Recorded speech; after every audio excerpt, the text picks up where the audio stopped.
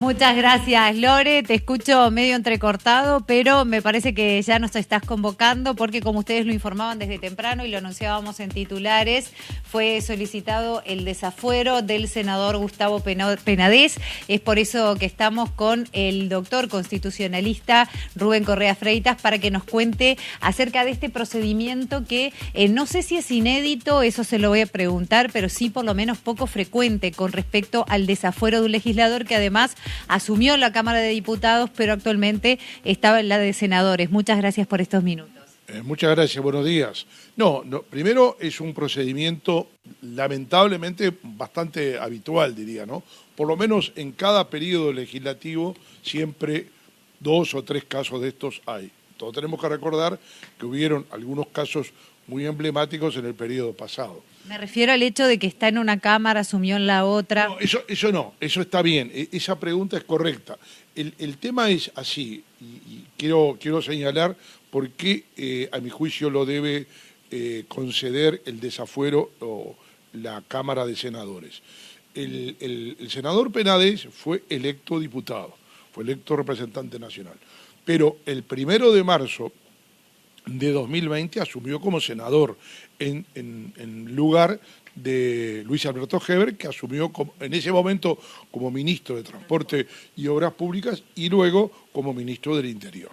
Quiere decir que no es un senador suplente que entró por una semana, por 15 días o por un mes, no es, digamos, un suplente de ocasión. No, es un senador que está ejerciendo el cargo desde el 1 de marzo de 2020 hasta la fecha.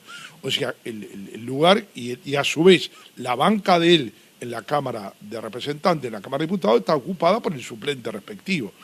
No es algo temporal. Claro, porque fíjese usted que si se pidiera el desafuero ante la Cámara de Representantes, estaríamos aumentando el número de diputados.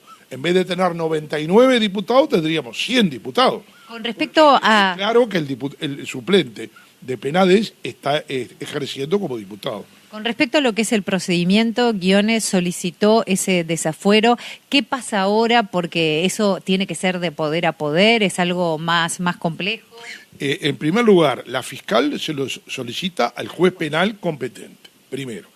El juez penal eleva ese pedido a la Suprema Corte de Justicia.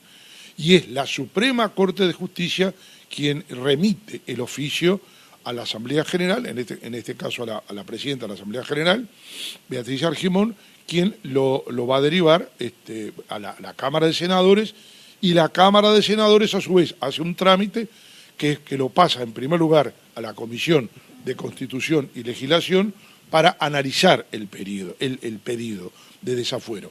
Esto es muy importante analizar porque la Cámara de Senadores en este aspecto tiene toda la facultad para analizar el pedido de desafuero, para ver si realmente se justifica el desafuero y si ese pedido de desafuero no está atentando contra la libertad y contra la independencia del Poder Legislativo o si no hay una mera persecución política contra el senador Penadez. ¿Pero lo vota la Asamblea General? No, la Cámara de Senadores.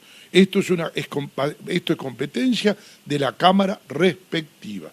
Y esto es una posición que la Cámara de Senadores la viene sosteniendo desde el año 1858. ¿Es con mayoría especial o con mayoría común? Correctamente. Es de acuerdo con la Constitución de la República, artículo 114, se requiere una mayoría de 2/3 del total de componentes, es decir, 21 votos conformes. El hecho que el senador Penadez haya presentado en el mes de abril una carta a la vicepresidenta de la República, presidenta del Senado, Beatriz Argimón, diciendo que él pedía ese desafuero en caso de que fuera necesario, ¿modifica en algo esta ecuación? Para nada, porque la Cámara de Senadores, en primer lugar, los fueros no son del legislador, los fueros son de la Cámara, son del Poder Legislativo.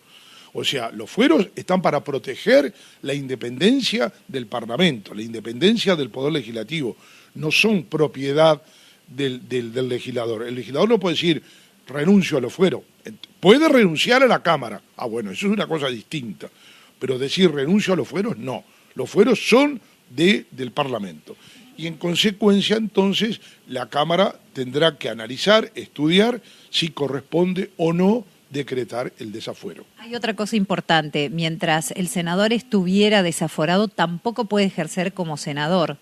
No, esto es una discusión que hubo allá por la década del 30, lo comenta Justino Jiménez de Arechaga, a raíz de un caso entre dos senadores, se pelearon, un senador lastimó al otro y ese senador fue desaforado, digamos, se decretó el desafuero y sin embargo seguía ejerciendo el cargo. Un tema muy criticado, fue durante la dictadura de Terra, un problema que hubo entre dos senadores en aquel momento. Por lo cual se llegó a que si Penades es desaforado no puede ejercer. Él ahora pidió una licencia por 90 días más. En caso de ser condenado, automáticamente pierde el derecho de ser senador. Vamos a aclarar, vamos a ir aclarando las cosas. En primer lugar, una cosa es que haya pedido licencia, pero una vez que se decreta el desafuero no hay licencia, queda suspendido en el cargo. Eso es absolutamente claro.